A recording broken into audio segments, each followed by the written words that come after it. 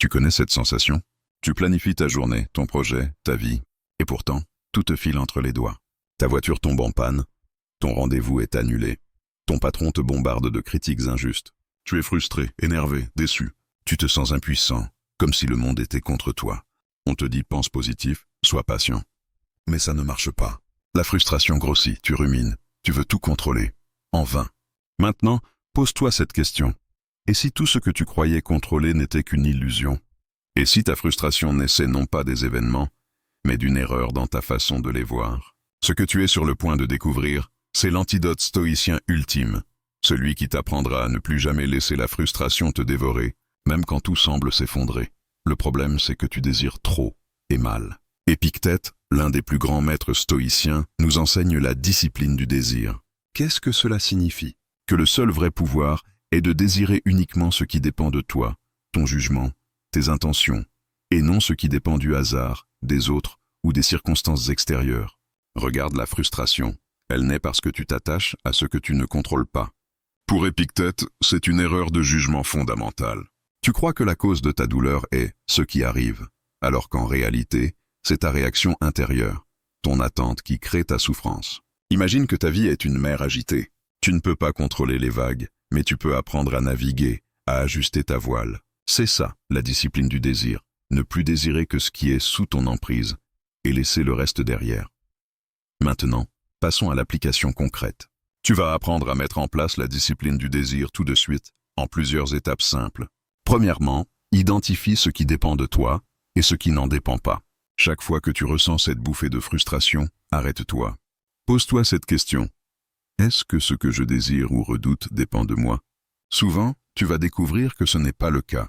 Par exemple, tu ne peux pas contrôler la météo, les opinions des gens, le résultat d'une réunion.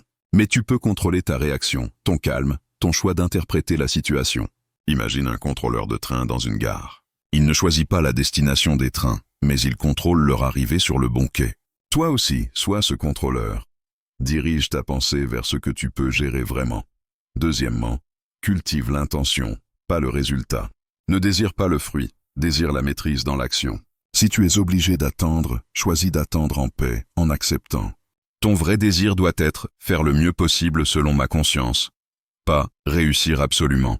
Imagine-toi en jardinier. Tu ne contrôles pas la pluie ou le soleil, mais tu peux bien préparer la terre, planter les graines, arroser. Ta paix vient de ce soin, pas du fruit espéré. Troisièmement, redirige ton jugement en temps réel. Le stoïcisme insiste sur un entraînement quotidien.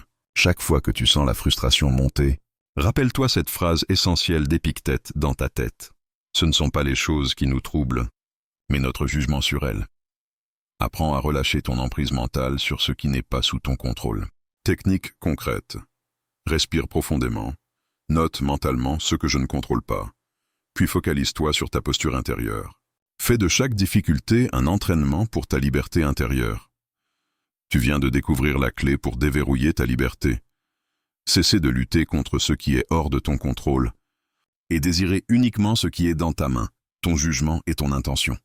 Chaque pas dans cette discipline te rapproche d'une paix immuable, d'un calme inébranlable. Comme le dit Sénèque, un autre géant du stoïcisme, ce n'est pas parce que les choses sont difficiles que nous n'osons pas, c'est parce que nous n'osons pas qu'elles sont difficiles. Ose désirer moins, oser contrôler plus ce qui est en toi. Si ce message résonne en toi, abonne-toi pour découvrir chaque jour comment vivre libre, fort et maître de tes émotions. Dis-moi en commentaire, quelle est la première chose que tu vas apprendre à ne plus désirer? Ta réponse peut transformer ta vie. Tu as l'impression que rien ne va comme prévu. Ce matin, tu te lèves avec un plan clair, prêt à conquérir ta journée. Et pourtant, un grain de sable vient enrayer ta machine. Un email qui te fait perdre patience, un embouteillage qui bouleverse ton timing, ce collègue qui ne comprend rien à tes urgences. La frustration s'accumule, elle te ronge de l'intérieur. Cette sensation, tu la connais trop bien, n'est-ce pas? Elle te tire vers le bas, t'empêche d'avancer, t'enchaîne à un cycle toxique de colère et de déception. Pourquoi? Parce que tu laisses ta tranquillité dépendre d'événements que tu ne maîtrises pas. La société te pousse à vouloir tout maîtriser, ton travail, tes relations, ton image, ton futur. Mais au final, tout cela est une illusion. Cette illusion nourrit ta frustration, jour après jour. Et si je te disais que la racine de ta souffrance n'est pas dans ce qui arrive, mais dans ta manière d'y réagir? Que la clé pour sortir de ce cercle infernal repose sur la discipline la plus difficile, celle de ton désir. C'est cette discipline, enseignée par les stoïciens, que nous allons explorer. Et je vais te montrer comment l'appliquer, pour que la frustration, elle, ne t'ait plus jamais. Revenons aux sources. Épictète, esclave libre de ses pensées, nous offre une philosophie simple mais radicale. Il distingue entre deux cercles, ce qui dépend de toi, tes pensées, tes réactions, tes désirs, et ce qui ne dépend pas de toi, les opinions des autres, le passé, les événements. Le piège dans lequel tu tombes, c'est de vouloir que les choses extérieures, hors de ton autorité, changent selon ton désir. Ça inclut le comportement des gens, ta chance, la météo, les accidents, et même tes propres émotions si tu les traites comme extérieures. Cette illusion de contrôle est la source de ta souffrance. Mais dans ce cadre, ce qui dépend de toi est clair. Ton jugement, tes choix, ta volonté, ta discipline dans ta façon de désirer. Quand tu alignes ton désir sur ces seules choses, tu deviens invincible. Prenons l'exemple de Marc Aurèle, empereur romain et un des plus grands stoïciens. Il disait « Accepte les choses auxquelles le destin t'attache et aime les gens avec qui le destin te lie. Mais fais-le de tout ton cœur. » C'est un appel à la reconnaissance radicale. Arrête de résister. Refuse d'imposer ce que tu veux à ce que la vie offre. C'est ça la discipline du désir. Il ne suffit pas de comprendre le concept, tu dois l'incarner. La liberté intérieure ne se donne pas, elle se gagne par la pratique. Voici comment tu vas reprendre la main, étape par étape. Clarifie la réalité. Chaque matin, sépare le contrôlable de l'incalculable. Passe au crible tes sources habituelles de frustration. Pour chaque situation, demande-toi « Qu'est-ce qui dépend vraiment de moi ?» Par exemple, le retard de ton bus ne dépend pas de toi. Ton choix d'attitude et ta gestion du temps, si. Tiens un carnet de bord et note chaque fois cette distinction. Deuxièmement, réoriente ton désir vers ce qui est maîtrisable. Dès que tu identifies que quelque chose ne dépend pas de toi, pose consciemment l'intention de ne plus désirer ce résultat. Remplace-le par le désir de maîtriser ta paix intérieure ou ta façon de réagir. Troisièmement, crée un rituel de recentrage mental en cas de frustration. Quand la frustration monte, utilise une ancre mentale. Par exemple, répète-toi lentement dans ta tête « Ce qui dépend de moi, c'est ma réaction ». Associe cette phrase à une respiration profonde, ça enclenche une nouvelle connexion cerveau-corps pour couper l'émotion frustrante. Quatrièmement, questionne ton désir. Demande-toi à chaque frustration « Est-ce que je désire vraiment cela ?» Est-ce que ce désir est logique et juste? Souvent, tu vas réaliser que tu désires des choses hors de ta portée. Cinquièmement, utilise l'écriture. Écris chaque jour 3 situations qui t'ont frustré. Note comment tu as essayé de contrôler l'incontrôlable.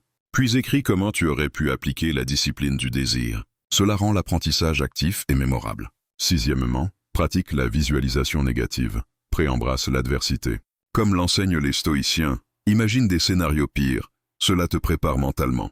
Visualise avec intensité, mais finis toujours la scène par ta réaction calme, ferme, libre. Pour rendre cela concret, prenons quelques situations précises. Situation 1. Un manager te critique injustement. Tu ne peux pas contrôler son opinion. Tu peux contrôler ta réponse. Rester calme, écouter sans te laisser submerger. Choisir de voir la critique comme une opportunité d'apprentissage, ou au moins ne pas aggraver la situation par ta colère. Situation 2. Un retard de train te met hors de toi. Tu ne contrôles pas le retard. Tu contrôles comment tu occupes ce temps. Écouter un podcast instructif, méditer mentalement, observer les gens sans jugement. Situation 3. Ton projet n'avance pas comme prévu. Tu ne contrôles pas le chemin que prend le projet à 100%. Tu contrôles ton travail, ta persévérance, les ajustements que tu fais. Pour que ce soit un vrai changement, approfondis avec ces exercices. Exercice 1. Le carnet de la discipline du désir.